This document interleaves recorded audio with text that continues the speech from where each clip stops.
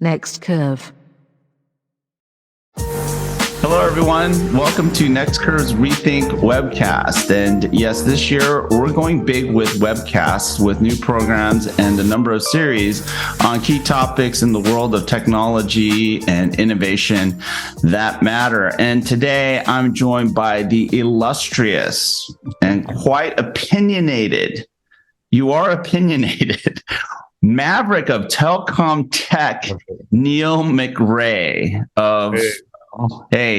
of Neil McRae. Yeah, formerly of BT, but I no longer work there. Yeah, and you are the Neil McRae, which is like best company, best title, right? It means I could probably say a bit more than I normally might say, but not too much. You don't want to upset anybody. Of course, within certain boundaries, but I think regardless, it's it's a beneficial necessity. Let's put it that way. And I'm looking forward to this. And you and we're going to have a bit of a belated recap of Mobile World Congress 2023, which took place in Barcelona earlier this month. But hey, Neil, welcome. This is long overdue. I'm personally a big fan of yours, and I love the work that you're doing at BT. I loved all of the spots that you took on telecom TV. I think you were on there like a gazillion times, and I highly appreciate, number one, your experience, because you and I kind of have a similar technical architect background, which I profoundly respect and appreciate, and your frank talk. I mean, I think you have always kind of, in my mind, been a distilling force in the telecom tech discourse. So, I don't say this about a lot of folks, and I don't give out such adulations lightly. So I'm really honored to have you on, man. Well, look, and I'm really honored to be here. I think you're, to kind of, as we say in Europe, hand the flowers back. I think your positive approach to things is kind of refreshing in an industry that's super skeptic. And I'm people call me a skeptic, but I kind of like to think myself more as a pragmatist, if that's the right word, which is, it's great to have, I'm really a big experimenter. I love to try new things, but you've got to go into those new things eyes wide open as to actually, where is this leading you to? Yeah. And how do you go from a thing to, something that everybody wants or adds value or does something valuable? And I think in the telecoms industry, we're not very good at that. Is my report card, I think. Okay, well, this is going to be an interesting way to start this recap. So you were there for a couple of days at least, right? Yeah. And hopefully you had a chance to delve the halls of Fira Gran Via, which this year I thought was like friggin' packed. I mean, it was crazy, especially day one. Day two, still crazy.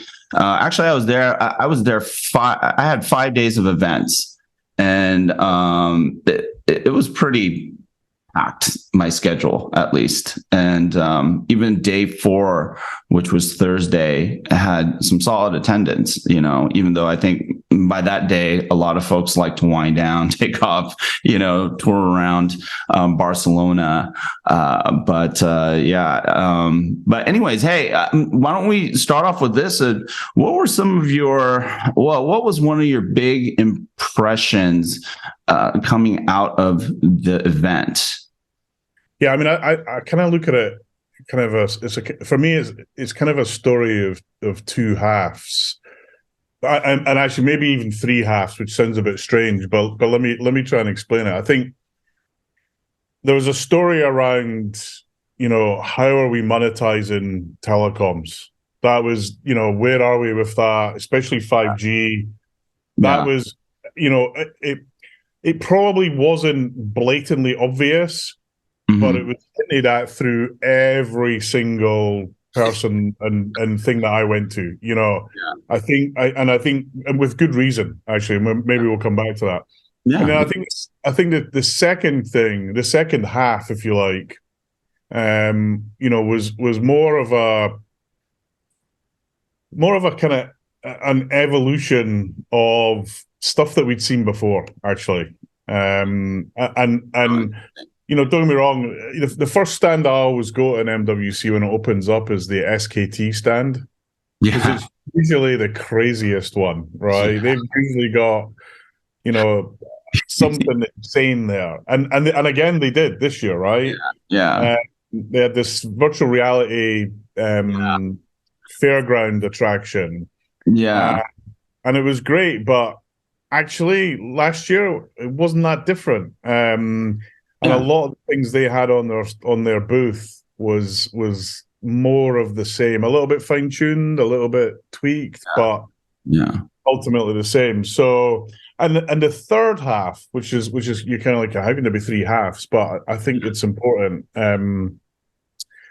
It was kind of the rest of the world, the rest of the industry coming back to MWC. So last year, as Yeah. there was probably, I don't know, we were probably 30, maybe 40% down, Yeah. driven by the handset vendors not being there. None of the handset vendors were there last year. They were back and back big. Yeah. That was kind of the third thing, which was kind of and as you said, it was if not close to pre-COVID, not very far away in terms of Very busyness far and away. attendance. Yeah. Yeah.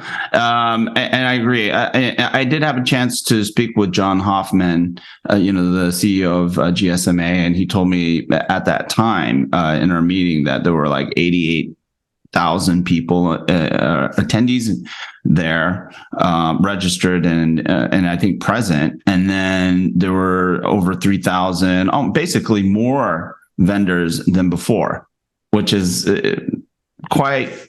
It's nice. I mean, they've suffered and struggled for the last 3 years under under COVID. So it's good to see the bounce back. Obviously, the energy was there, and I'll agree with you. The monetization thing.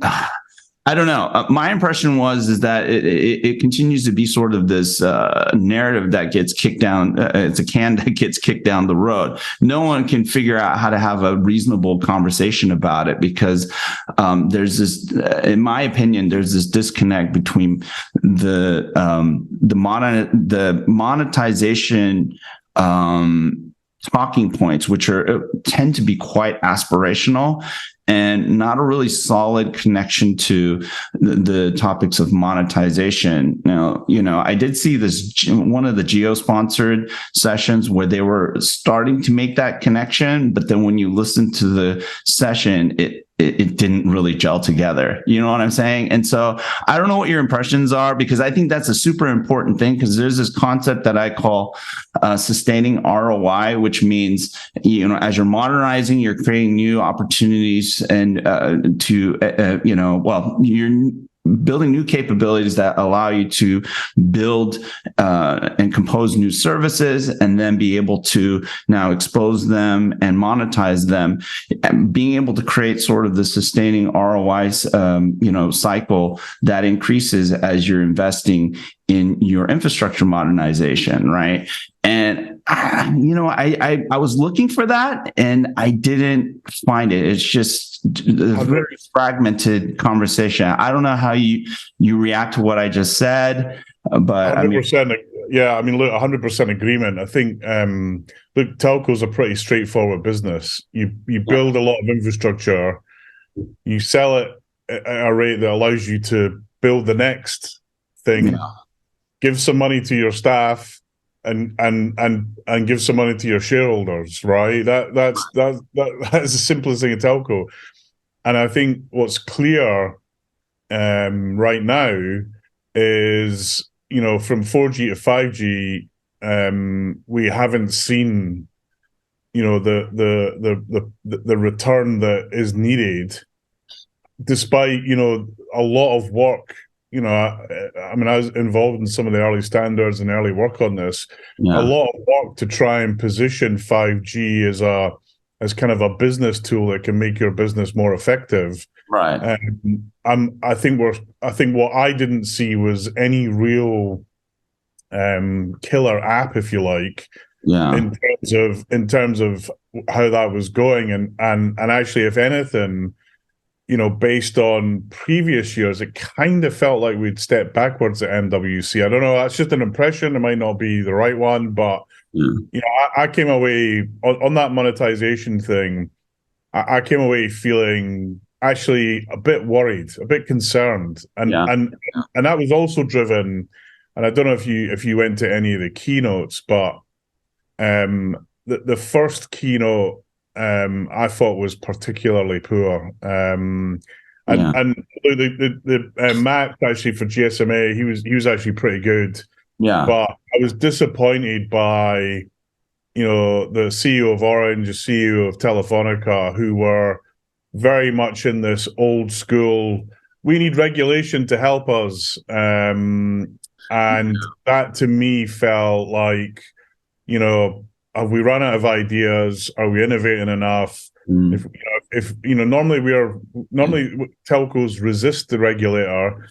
If we're now demanding the regulator gets involved, something isn't working right. And wasn't there was a couple of other talks like that. This was around this fair share Right. discussion, and I personally felt that if the CEO of Orange comes on, I want her to talk to me about the great things she's doing for customers, the difference she's making in her market. And there just wasn't a huge amount of that. It was very inwardly focused, I would say. And I was pretty disappointed about it. Same Telefonica one was similar, maybe not as bad, but and I kind of think that the first keynotes often set a kind of a tone for the rest of the conversation, because you know what it's like. The next day, you've got the newspaper that they brought out. Yeah. Everyone's reading what some people saw it, some people didn't. And everyone's like, did he really say that? What did he really mean? And I just felt that was a bit. I just don't think talking about the regulator, it should be banned in events like this. We should be talking about customers. We should talk about the great things we've done for customers. And don't get me wrong, there was loads of that around the show. I'm not saying that it was all negative, but I just felt that for two of the largest telecom operators in the world, and actually the one that was the the one that was, I'm probably killing myself any job opportunities in the future with these companies, but the one that was the one that I thought was very disappointing was Tim Hotchkiss of Deutsche Telekom. He put this slide up of all the companies and Amazon, all this hyperscalers, and then all the telcos, and it was a very, I don't know, it came across to me as a very negative view on the world. And actually, DT are probably one of the telcos in Europe that's doing the best right now. So for him to say that, I thought, and I like to say, I think that set the tone for a lot of the discussion in the show. There was, but there was some great, monetization ideas that I think, my sense with 5G is, we're in this kind of that the peak of the hype of it. And we're starting to realize that actually to get to where we want on 5G is probably going to take us a lot longer than we would like. And probably needs us to think, probably a slight bit differently. And I think there was some realization of that. But the other thing I was quite, I thought was exciting was the open gateway stuff from GSMA. So they announced this new kind of standard for open gateways to allow developers to leverage the network. Actually, it wasn't anything really new. Stuff that had been around for a while, but they kind of framed it and put a bit of emphasis behind it, which I think is a great starting point. Sure. I think more to do, but that was good to see them kind of talking about, actually, let's not forget, we're trying to position the network as a tool for business and a tool to help us. So I was quite excited about that. Although I think it's probably very early days on it, but it was good to see them getting behind it. Yeah, I agree with you. I think there's a long way to go, and now that you bring that up, it makes me think of Open RAN.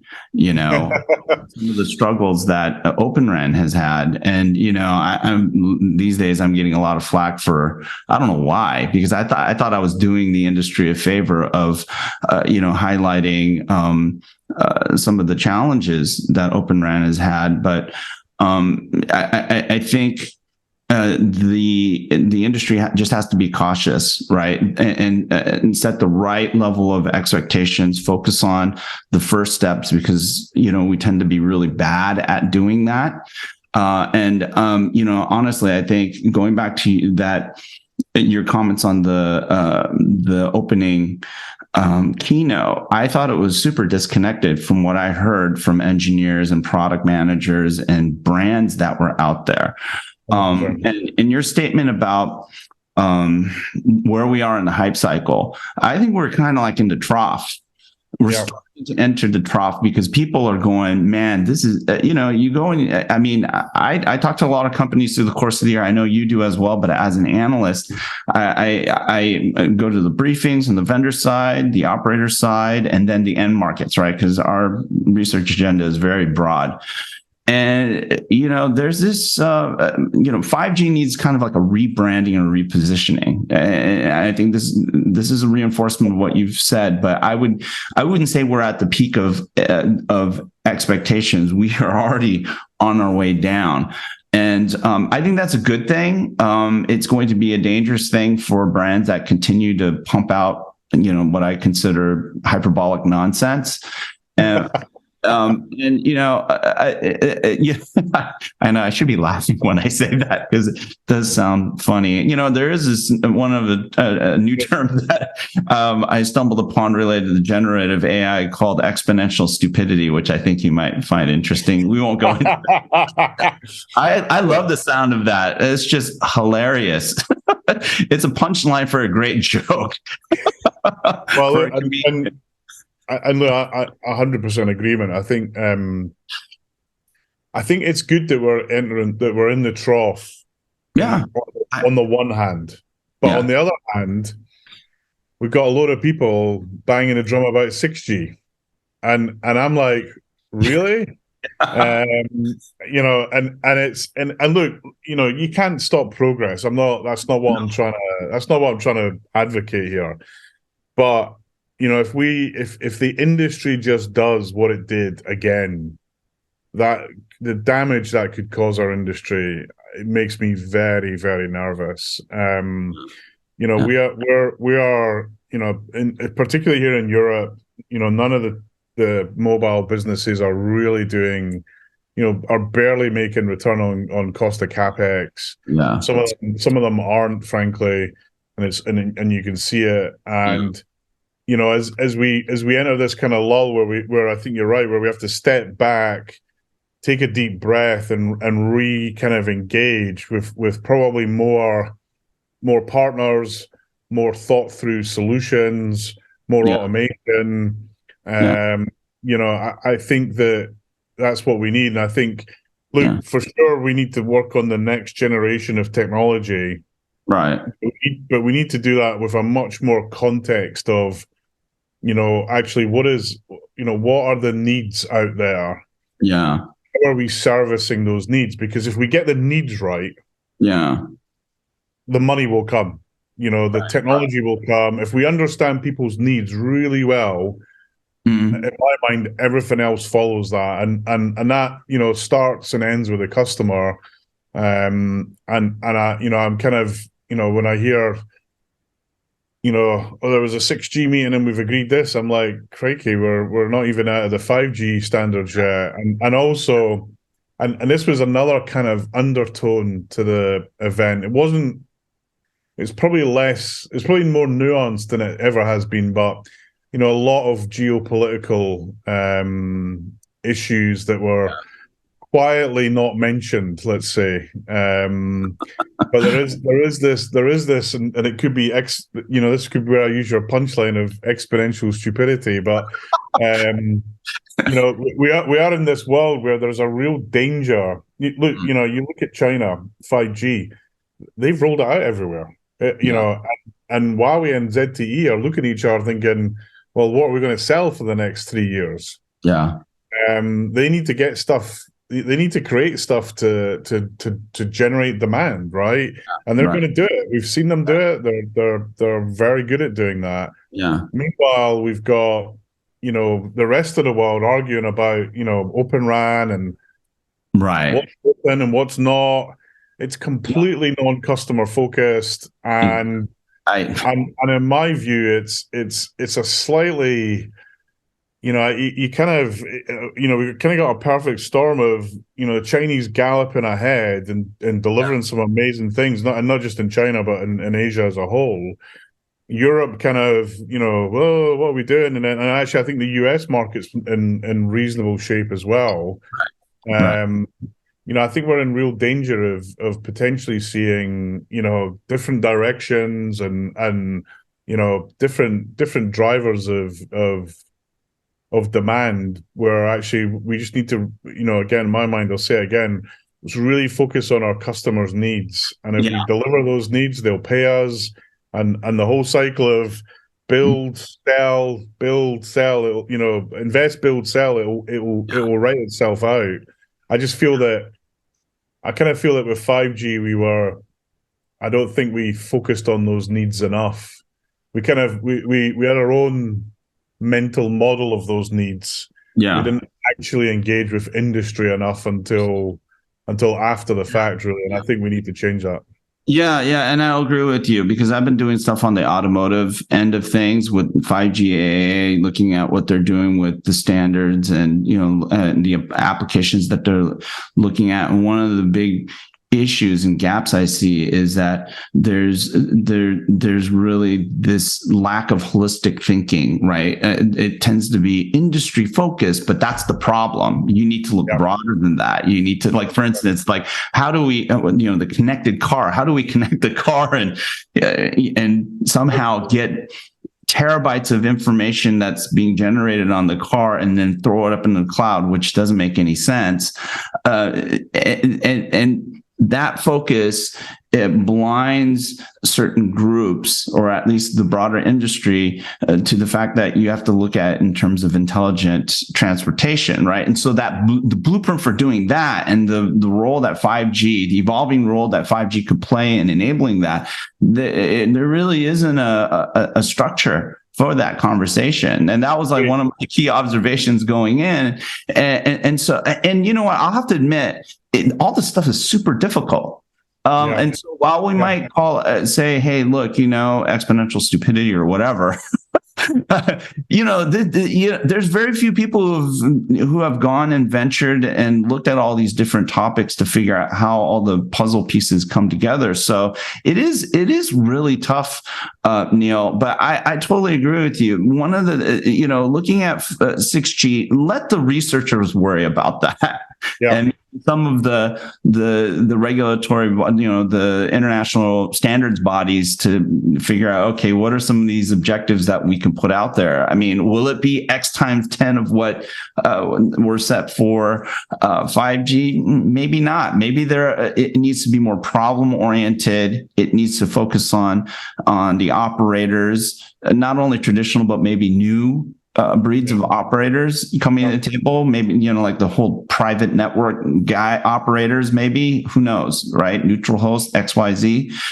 I think you're spot on. But you know what? Here's the thing. I saw less of the 6G stuff, but I saw a lot of 5.5 and 5G advanced stuff. And that was, in my mind, the big battlefield that wasn't really talked about all that much in the media. I didn't hear a lot about it, you know. Yeah, I think look, I think the next few releases have got all sorts of things. I think Huawei were banging the 5.5 drum the loudest.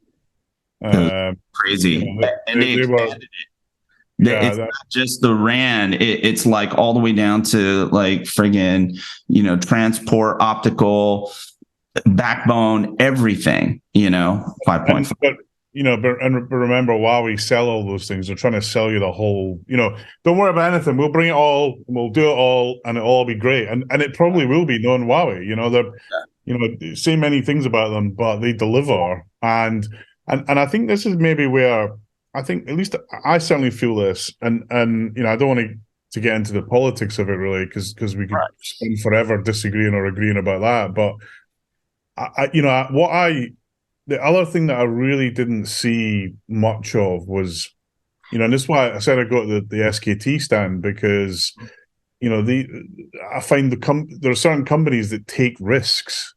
Yeah. And it push the envelope. And Huawei is definitely a company historically that's done that.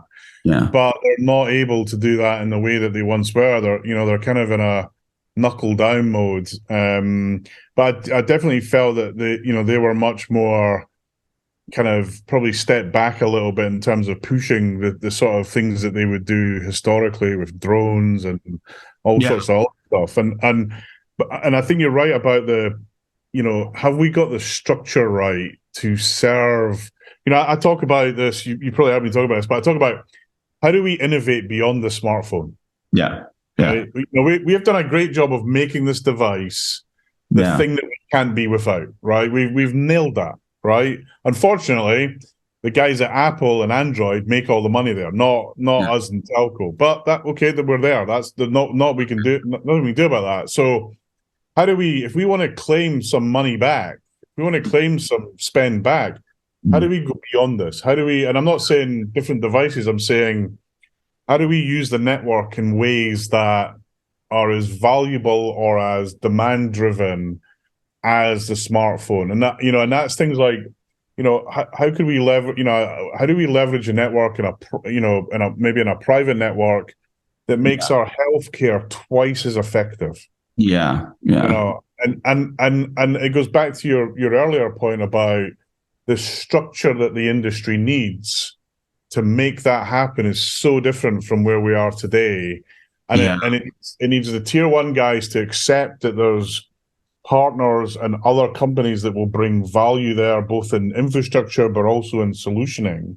Yeah. And also it requires, and I think this is the hard part from my perspective, it requires people in those healthcare institutes, the governments, the factories, wherever it is, it requires them to kind of have a bit of a leap of faith themselves. Yeah.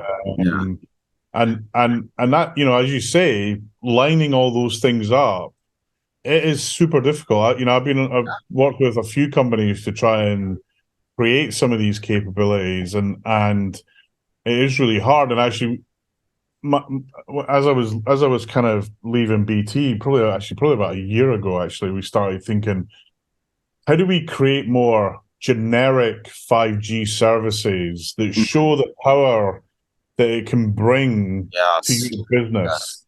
Stuff that we just do, and one of those was really simple. We were kind of looking at how do you use a camera, not, to actually give you a much more detailed analytics of what things are happening in your store, in your place of work, in your factory. We just build it, right? Call it vision as a service, whatever you want to call it.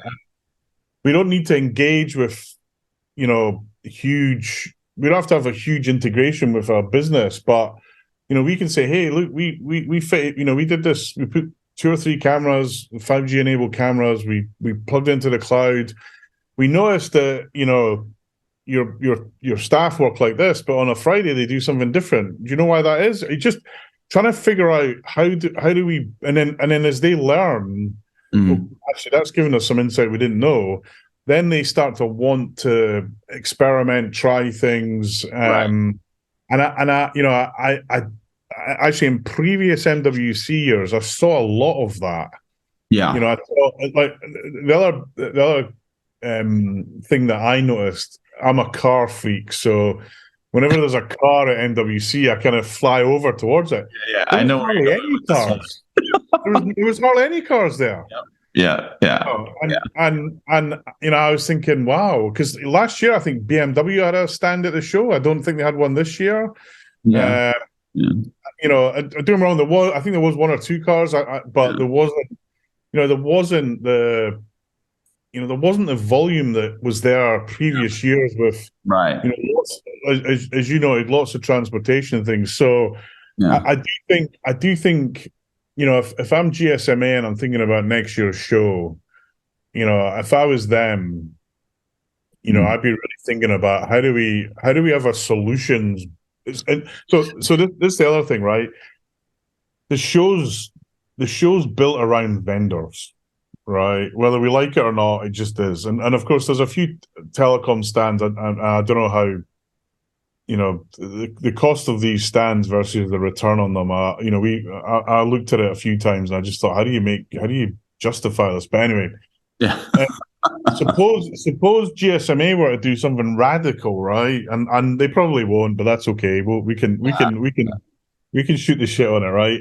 You know, imagine, you know, Hall 2 was going to be about partnerships to deliver solutions. And the only way you could get in Hall 2 was you had to have 3 other MWC partners. You had to have a solution, you had to have a customer. Right. You know, because I think unless something like that happens, look, don't get me wrong, also some of the bigger stands have partners on it. You know, Microsoft had BT on the stand. Work I was involved in before I left. It was great to see that, but it was very small scale. Whereas I want to, you know, rather than seeing, you know, a new logo from someone, what I want to see is, you know, here's how we've solved logistics. You know, I want to see, this is logistics.com.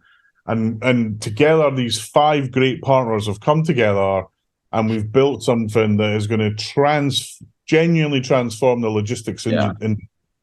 I would like to see something more along that lines, especially at this point in time where we're coming out of that hype. We're starting to realize, you know, as you quite rightly put it, how difficult this is, and actually how much probably longer it's going to take to develop those solutions.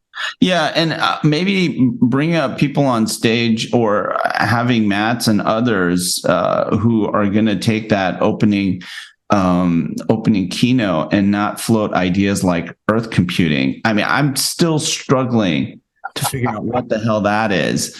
And you know, now I think about some of the things that you said. This whole idea, I think one of the problems is also setting the expectations that telcos should be something that they're not, which is they're not a hyperscaler. That's not their business, especially in Europe. Operators, there's a few that are regional, and then there's very few that are global, and then there's a lot of, you know, country, right? So when we look at that and that landscape, and we're telling folks, especially the ones that are struggling, you need to become like a global scale, you know, platform. You know, isn't that kind of like setting the wrong expectations for telcos in general? And then not only that, I mean, one of the observations, I don't know if this is something that you saw as well. My conclusion is this is these hyperscalers that are trying to get into the telco cloud game, and, you know, in some instances, getting down to the RAN are going to struggle. This just doesn't work for them. Do you know what I'm saying? I mean, I'd love your perspective on this, because I know you're going to come very correct with this. What are your thoughts on that? Well, I think first of all, I don't think there's a right or wrong answer here. I think, but I think, you know, here's my take, right? You know, trying to get, you know, I'll use BT. trying to say that BT wants to become this global tech co that's selling BT services all over the world is just ridiculous, right? It's just not going to happen. Look, but are there things that someone like BT or Orange or Deutsche Telekom can do in their home markets to work with businesses to help them improve? Absolutely, things like security, private networks, but let's think about what private networks really is. For me, private networks is meaningless without a use case that's leveraging it, right? So what are those use cases? I definitely think that there's a play for telcos to do that. Do telcos need to be? Sorry, one second. Now you have proof that that's not a virtual back. The telcos need to be. You just reach back. Yeah, I just need to whack the thing. Machines. Everyone thinks it's a video. You're not in the metaverse. Telcos, do they need to be, a hyperscaler? Can they even be a hyperscaler? Actually, what is the future of hyperscalers? We see hyperscalers as these kind of 3 or 4 guys. At one point it was 8. Now it's, we had FANGs. Now it's Thing, because we think Netflix has dropped out. It's a kind of a weird situation. Here's what I absolutely believe. I think there is a model where telcos and hyperscalers can work together, and there are common capabilities that are unique to each other that are complementary, right? What my frustration about this is that both organizations are trying to position things that aren't actually 1 + 1 = 10. They're all. So, for example, all the hyperscalers have been trying to sell to telcos. Put all your infrastructure in the cloud. We'll run it for you. Blah blah blah blah. Right. And actually, telcos, they need some help in that space, but they don't need huge amount of help. And actually, the stuff that Google and Amazon and Microsoft have already done with Kubernetes and EKS and all that stuff is exactly what telcos needed to run modern platforms in a highly compute kind of data center type approach. Yeah. That doesn't mean to say that these should live within the public cloud, and I think there's many good reasons why they shouldn't be in the public cloud. And in my mind, what the hyperscalers can bring to the telco infrastructure is lots of demand for the network.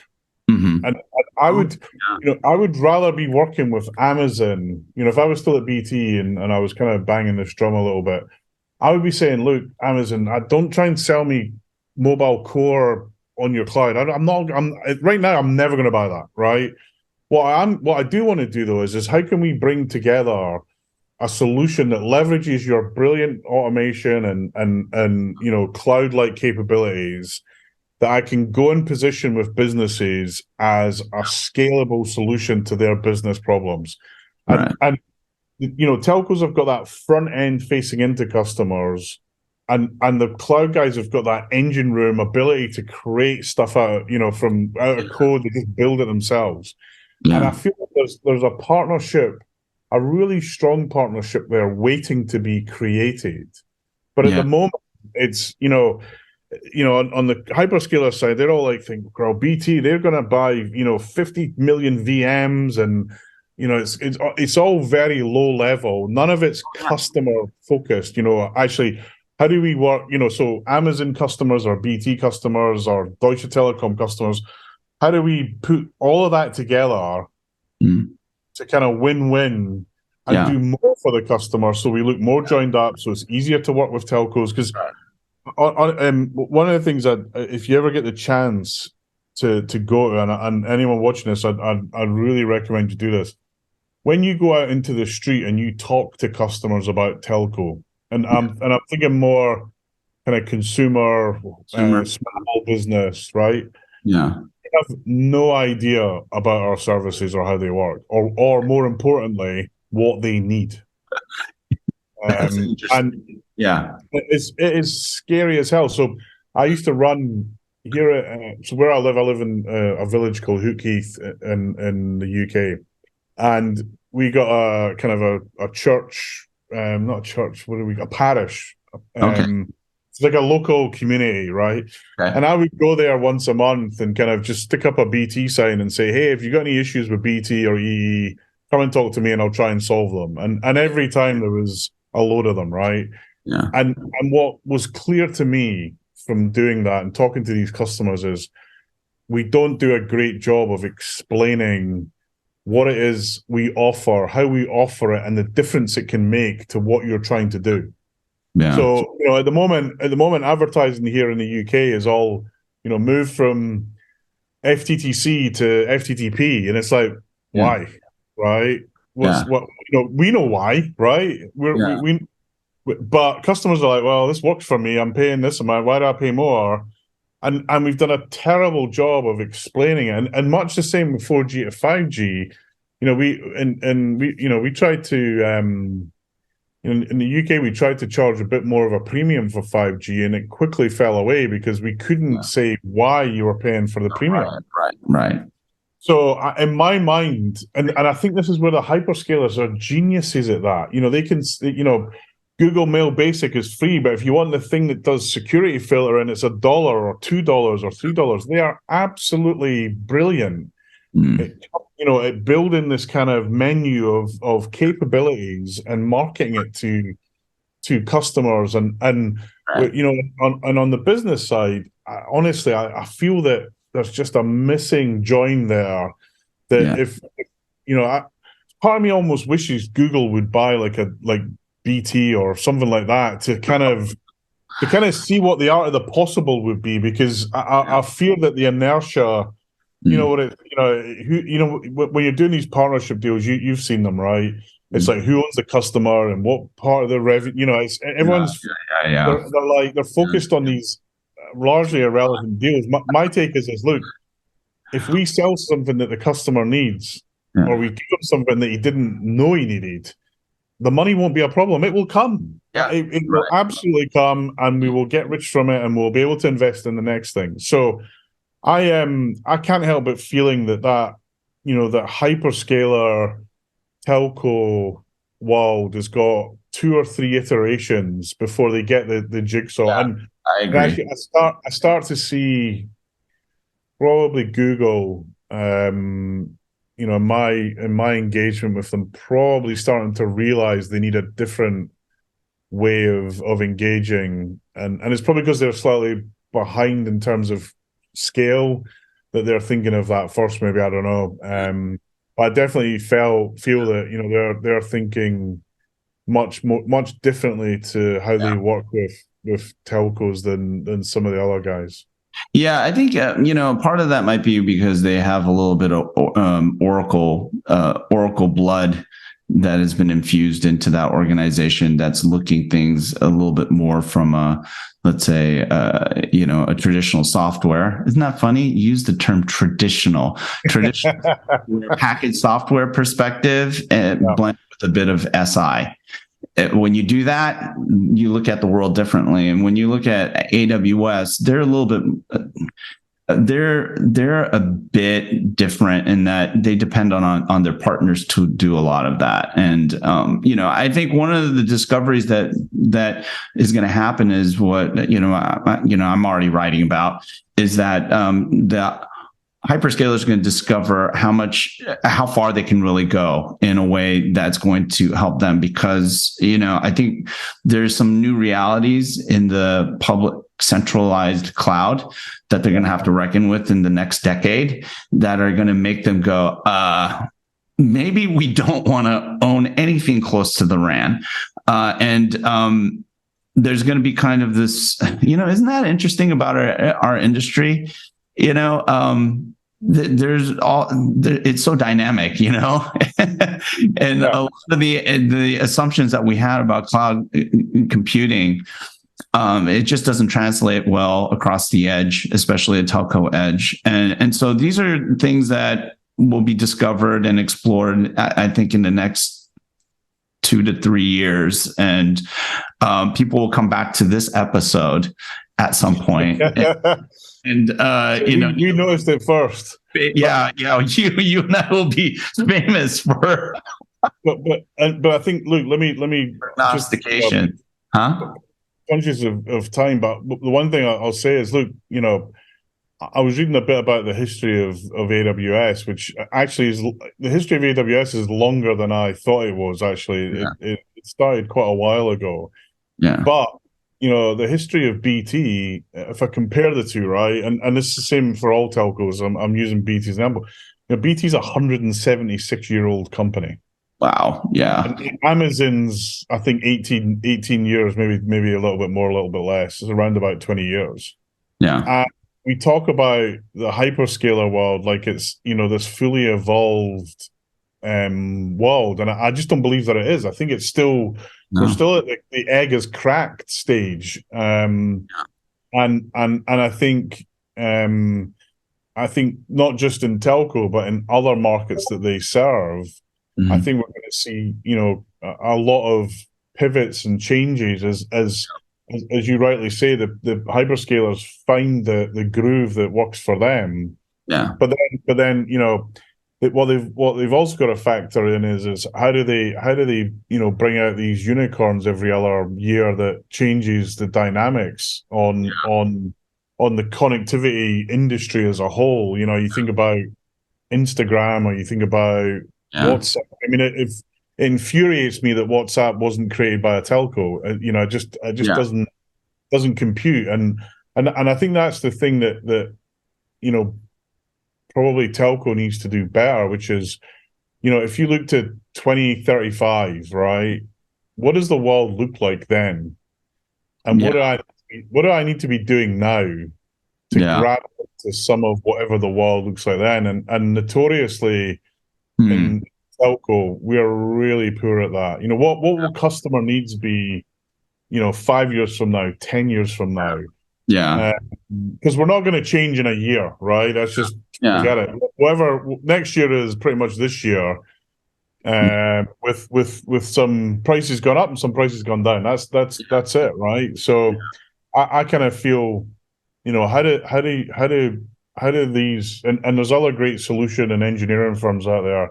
How do you say, okay, 15 years from now, every home build is going to look like this?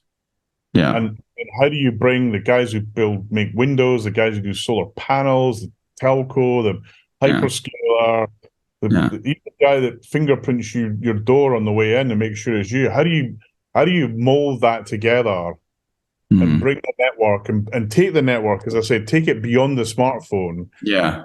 Get into those places in the home and the office, in transportation, and wherever you are. How do you take it that one step further? Yeah. Because if we want to, in my mind, if telco wants to grow its market and its revenue, this isn't going to do it anymore. And we've got to innovate beyond the smartphone, in my mind.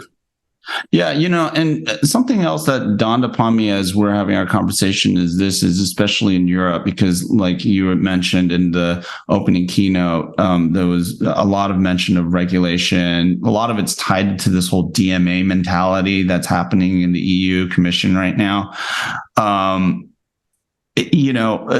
What's probably going to be important in solving a lot of the, let's call it, readiness issues across Europe is some kind of harmonization policy. And what I mean by that is harmonizing the network maturities across the different, because, Europe is so fragmented. Otherwise, 5G cannot get that traction that you're seeing in China in particular, which I'm glad you brought that up. And, I bring up China a lot to scare the crap out of the West. 100%. Yeah. In the United States, there's this denial. Yeah. I call it a dangerous denial.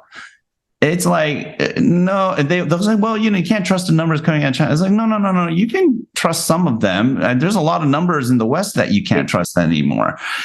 there needs to be strategies to get your act together. Do you know what I'm saying? Because there's global competition, and denying the other side is not doing what they're doing is not exactly a winning strategy or mentality. But Europe, I think, really needs that. Otherwise, they're not gonna be able to compete as a region.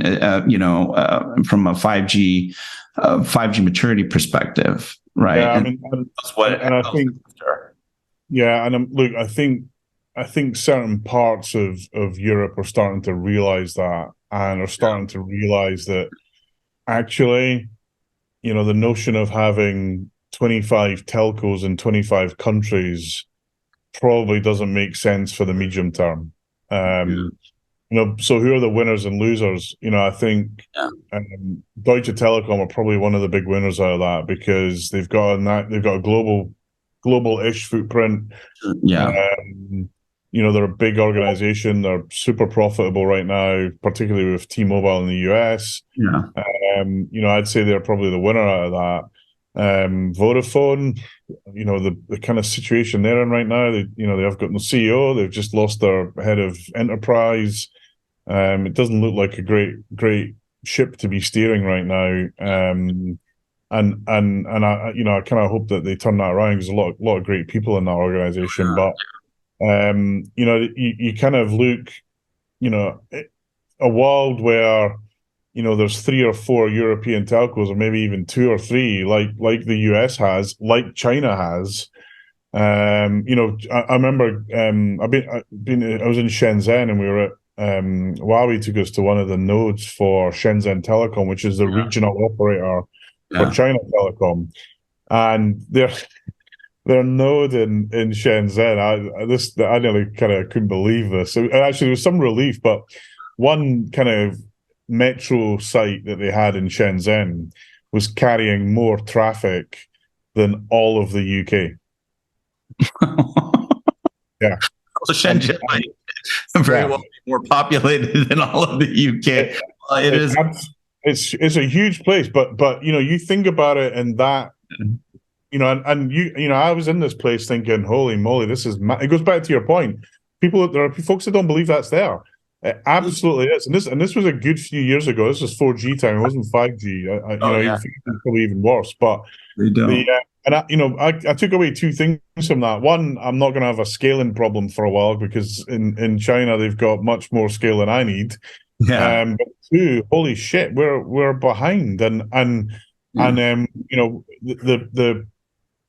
what this says to me is how do we, in China, the thing I always take, I love going to China. I've kind of missed it because of COVID, etc. But the thing that I would love to see more of is, the Chinese market is so needs focused.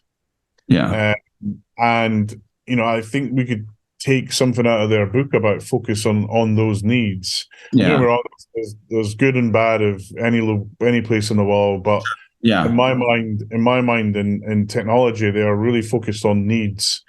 And they go out and deal with those needs and focus on those needs and deliver what customers want, and then it sells like crazy. So my sense is, I agree with you. I think consolidation in Europe is urgently required. It's crucial. I think that's going to mean the governments it's probably going to mean the challenge with it's going to be, and it's, with UK coming out of Europe, it's kind of an interesting point for us here in the UK. But it kind of means that some of the values of there's the kind of values of the local European country and the values of European group, and at the moment they sometimes feel a bit apart, and or that the local values are always much more focused than the European values. And I kind of feel that that's going to have to change, because inevitably that might mean that Deutsche Telekom owns France Telecom,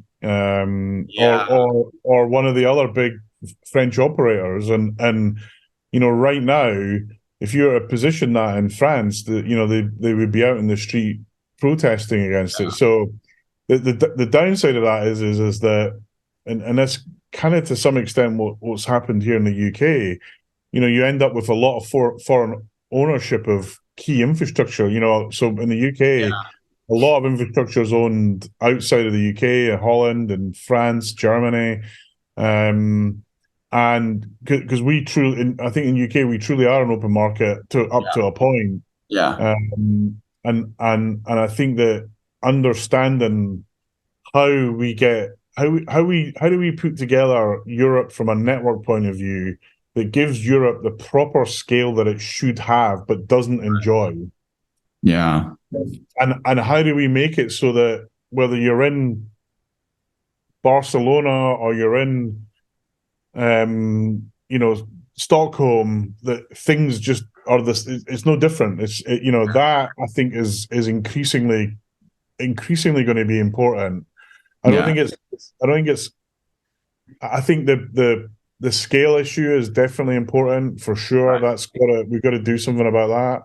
But also we need to recognize, and this goes back to some of the Open RAN extremism, I think is the word I might call it. I'm glad you're going here because this is what I wanted to end things on. Which is, I know. Well, sorry, I've yacked on. I'm really bad at that. Fine. It's fine. But look, when you have, like, I don't know, it was a year ago where some of the bigger organizations in Europe were writing to the EU saying, Nokia and Ericsson aren't doing what we need, but the European companies.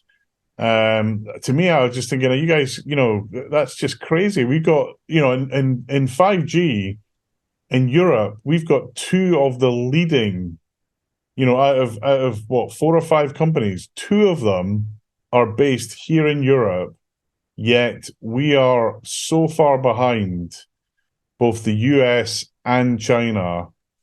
How can that be true? It just makes no sense whatsoever. And I think it goes back to my, we're not focused on the needs. We're very, we don't want to take big risks. It's very much, milk the cash cow. Yeah. We've got to have a different mindset to that. And Open RAN isn't the answer to that. By any means, basically. Yeah.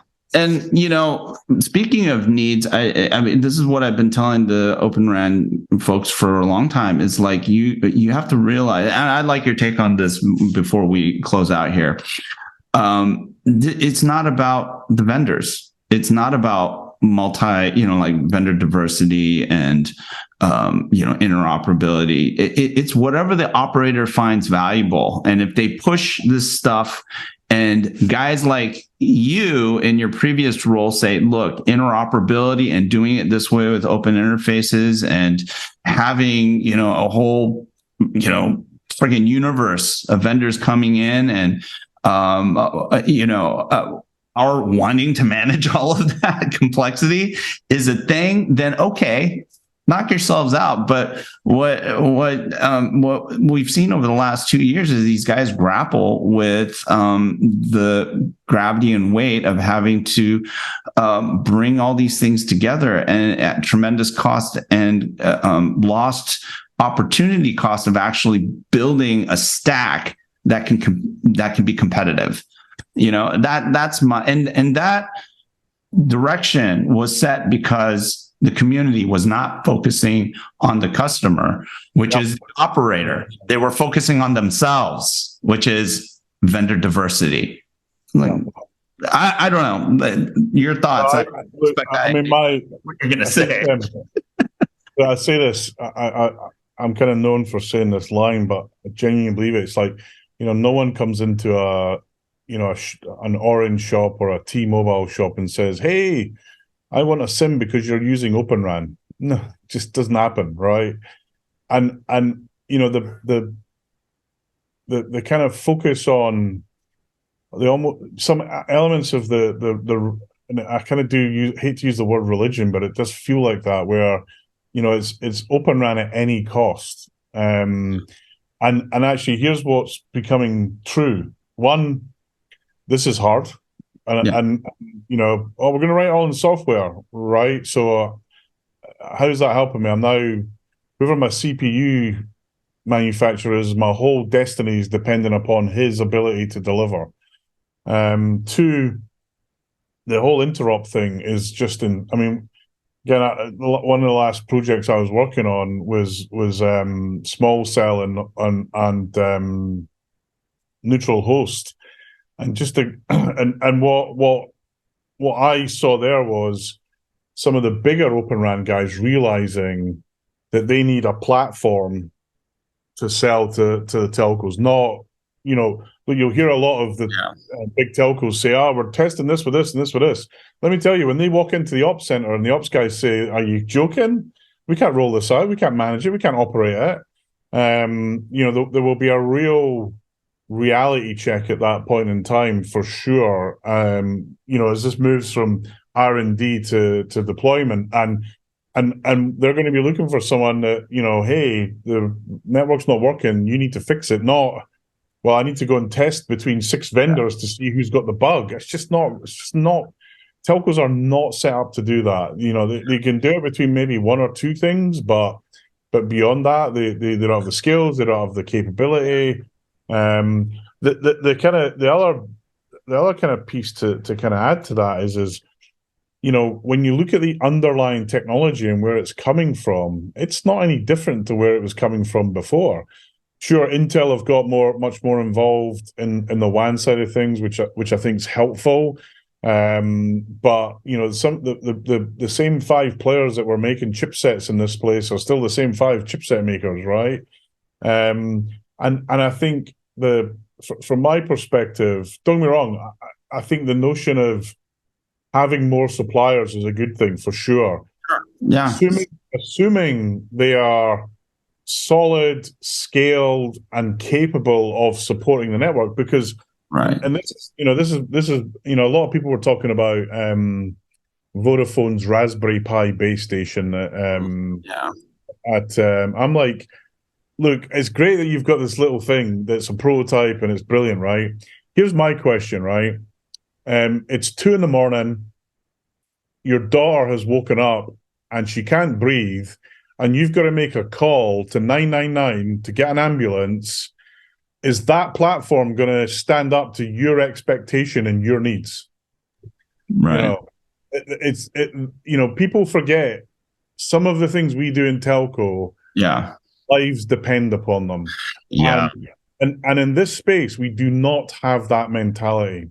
And that scares the shit out of me. I mean, it really does. Whereas, Nokia and Ericsson, Huawei actually, because in their industry, if you screw up, it's a lot more than go to prison in their home country, right? And even all the vendors are recognize that when you're in that situation, you've got to think much more about reliability, much more about not having these sort of issues. Don't get me wrong, issues happen across all of them.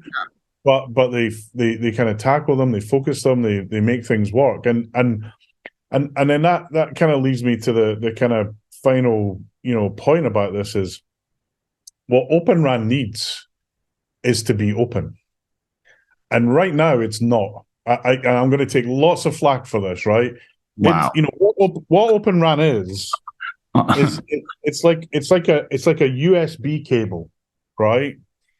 And USB cables are open, right? You can buy them in the petrol stations, gas stations. You can buy them in the mall. You buy them anywhere you like, right? But that isn't a problem that I need solving. Actually, the problem I need solving is how do I make these components work together in the same way that the internet works together, right? And the way that happened was pretty much every network device was built off the same open source maybe too strong a word, but it was all built off Unix and Berkeley BSD, right?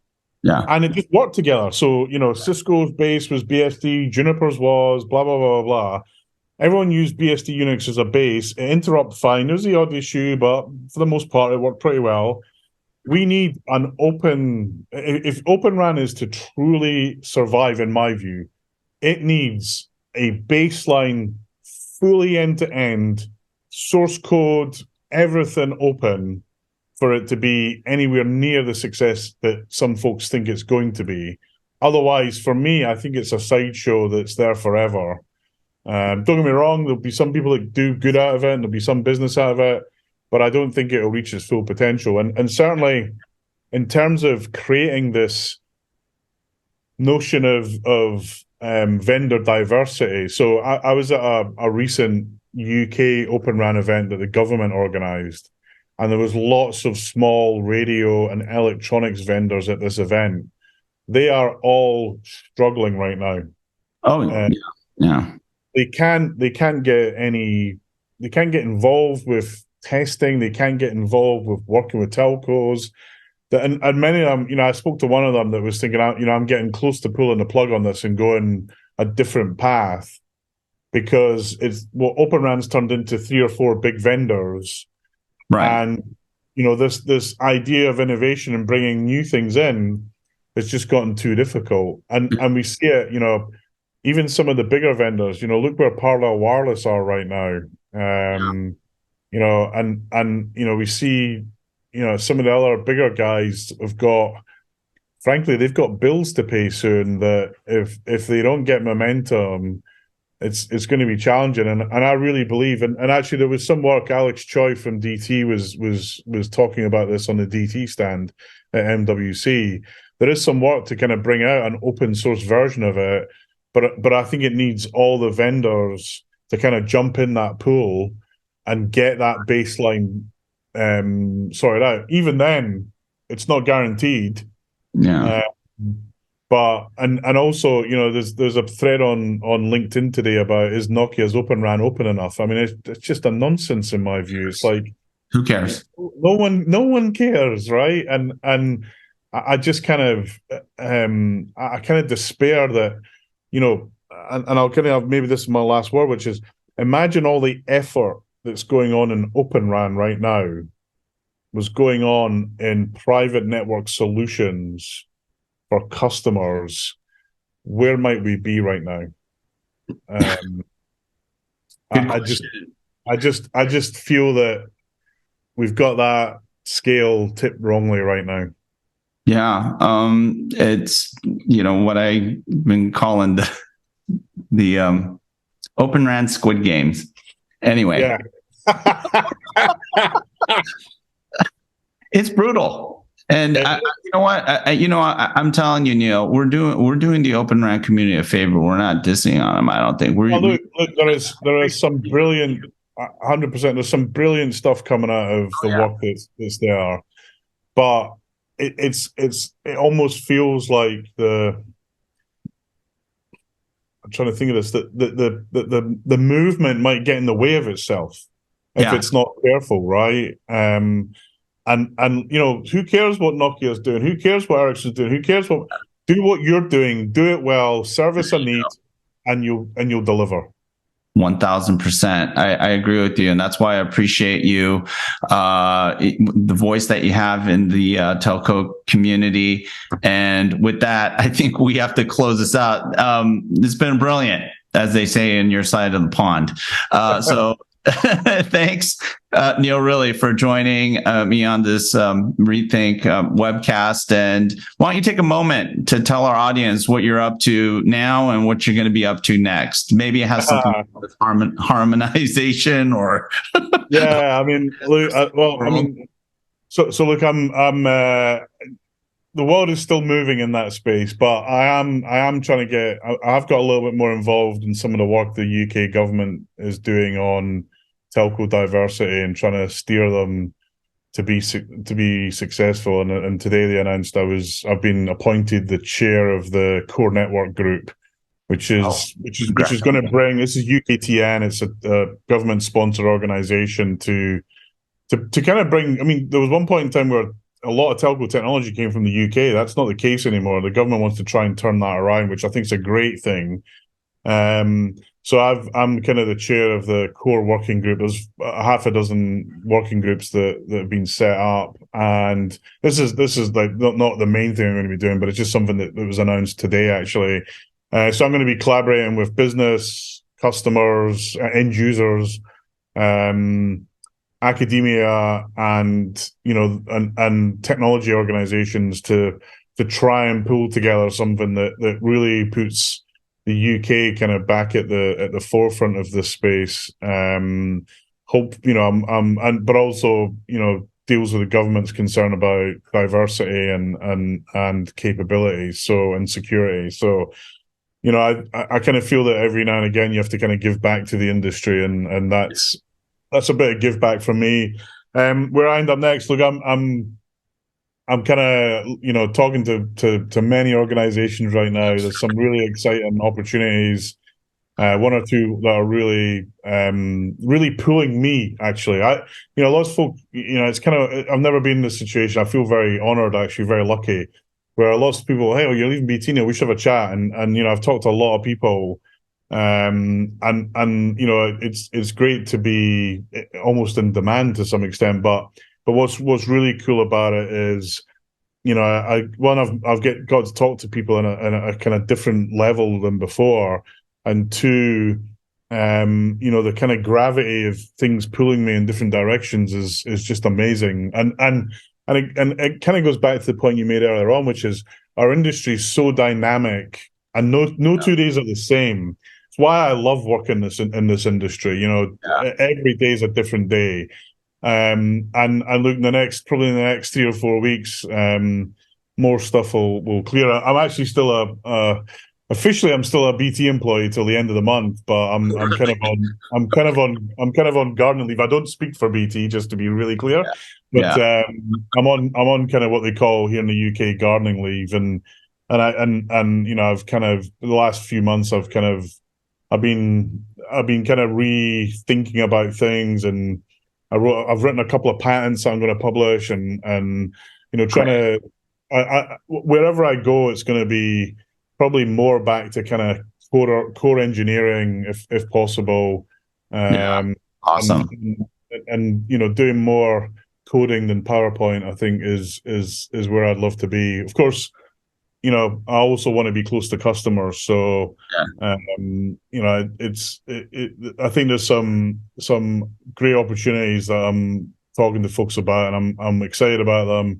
They're just not quite over the line yet. So, maybe I'll come back when it's all done and dusted and explain where I've gone and why. Yeah, we'll look forward to that. And I'm sure whatever organization picks you up and piques your interest is going to benefit greatly from a lot of the clarity that you bring. So, this has been long time overdue. I'm glad we had a chance to chat. And I think the audience is going to enjoy this very long webinar. I'm not going to edit any of it because it's all so good. So, but that being said, Neil, once again, thank you. Thanks everyone for tuning in and sticking with us this long. If you actually made it this far, please subscribe to our YouTube channel, and make sure to also subscribe to www.next-curve.com for all the tech and industry insights that matter. And we will see you next time. Again, Neil, thank you so much, and take care. Enjoy, your pinball machines back there. Will do. Thanks for having me on. It's been great. Just a quick word. There's a lot of folks like yourselves that try to tell the story of telecommunications companies, and we don't do a great job of it. I always personally, I'm really excited to be on a kind of a show like this, because it helps us try and be clearer. Yeah. And I said earlier on, we've got a big job to be much more clearer for the people who use our services. So thank you for having us on, and thank you for doing what you do. Yeah. Well, thank you. I appreciate it. And take care. All right, Neil. Bye-bye.